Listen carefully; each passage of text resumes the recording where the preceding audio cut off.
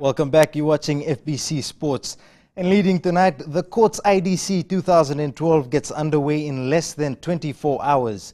Teams have started arriving at the venue for the 5-day meet, with the Fiji FA Annual Congress to take place in the next hour. For the very latest, we now cross over live to Indra Singh at Govind Park. Thank you very much, Jamie, and welcome from Govind Park in Ba, live on the venue of the 2012 Courts IDC tournament that gets underway tomorrow. As you can see behind me, the ground all ready to go, with teams arriving into Ba already and ready to do rumble from tomorrow. Joining me this evening is Fiji FA Vice President and Grounds Committee Chairman Tarunesh Reddy. Tarunesh, coming in earlier this afternoon, the ground looks in a tip-top condition and all ready to roll for 5 days of football. Yes, Indra. If you look at the grounds, Govind Park is always in tip-top condition for football, and this is the best pitch around the country for football. Just looking at it, how much work has been put in? I know that this ground hosted Fiji First earlier, but how much work was put in the past 2 weeks or so to get the ground into tip-top shape? Yes, when Fiji FA announced the IDC, Courts IDC 2012, from the first day it was Govind Park Bar, and the academy staff have been working really hard to get this ground into shape, and there we are today. Looking at the condition, you can see that it's tip-top condition.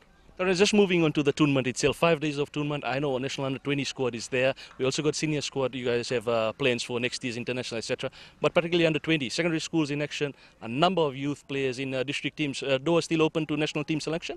Yes, why not? The under-20 team and under-17 teams have been already announced, but the doors are open. Carlos is still looking around for players, and we know the secondary schools will be playing in this IDC too. So the doors are open for the under-20 players too. The options are open now. Just finally, your message to the fans. I know a number of fans will be making their way down to Govind Park from tomorrow. Yes, to the fans, let's come out and support Fiji FA and support your team. The weather condition in Ba is perfect for football. And to the public, please come around, support your team, support Fiji FA. Thank you very much, Tarunesh. And that's Tarunesh Reddy, Fiji FA Vice President and Grounds Committee Chairman. As I said, the action is all heating up. It starts tomorrow, and you can catch all the coverage on FBC TV and our 6 radio stations. Back to you, Jamie. Thank you for that update, Indra. Still with IDC, the last time Lautoka won the Courts Inter-District Championship was in 2008. And the Blues hope to repeat that performance this week at Govind Park in Ba. Christopher Chand has more. Lautoka has had its fair share of troubles this season. Coach Lambert Sarju has been reappointed, but the side will miss national reps Elvin Avinesh and Penny Finau. The Sugar City side has failed to win a single tournament this year, and the IDC would be the perfect way to sign off the soccer calendar. Well, if they follow the game plan as set by our coach Lambert Sarju, definitely Lautoka will be a team to watch in this Courts IDC. The side faces giant killers Nandronga in its opening pool match tomorrow. We know Nandronga and other teams will come fully prepared. We know it's very hard to beat Nandronga.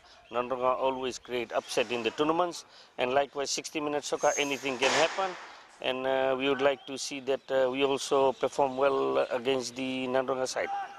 Hopes are high. The side will qualify for the semi-finals. Christopher Chand, FBC Sports. The Digicel Fiji 7 side left for Australia this morning with high hopes of retaining the Gold Coast title this weekend. The national side finished second overall in the IRB 7 series last season. This time around, they want to beat New Zealand for the top prize. Christopher Chand again with this report. Fiji last won the 7th circuit in 2006. The target this season is to win the series. The plan to get to that is by winning the Gold Coast 7 starting this weekend, and then focus on dethroning New Zealand. Stay in the top 3. So for the Gold Coast, and we are aiming to retain the titles.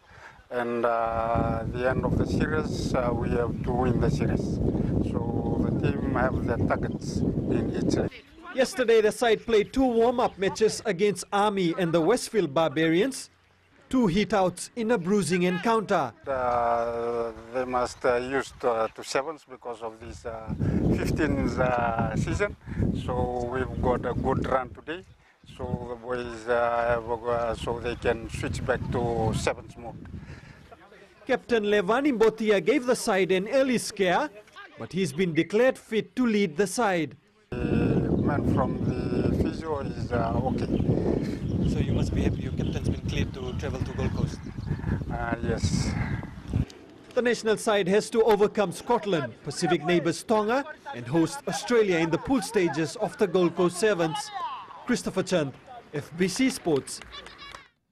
And Flying Fijians head coach Inoke Male today released the names for the Fiji Warriors team to the Pacific Rugby Cup in Tonga next week. The 25-member squad is currently in camp at the naval base in Tonga-Levu and have been preparing well for the past 2 weeks.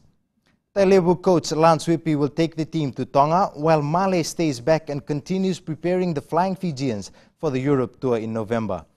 Lankira native Leone Nakarawa has been given the formidable task to lead the Warriors campaign to the challenge against Tonga. The team will depart Fiji this Saturday before taking on Tonga on Monday 15th October and Samoa on the 19th of October. That is your sports news for tonight.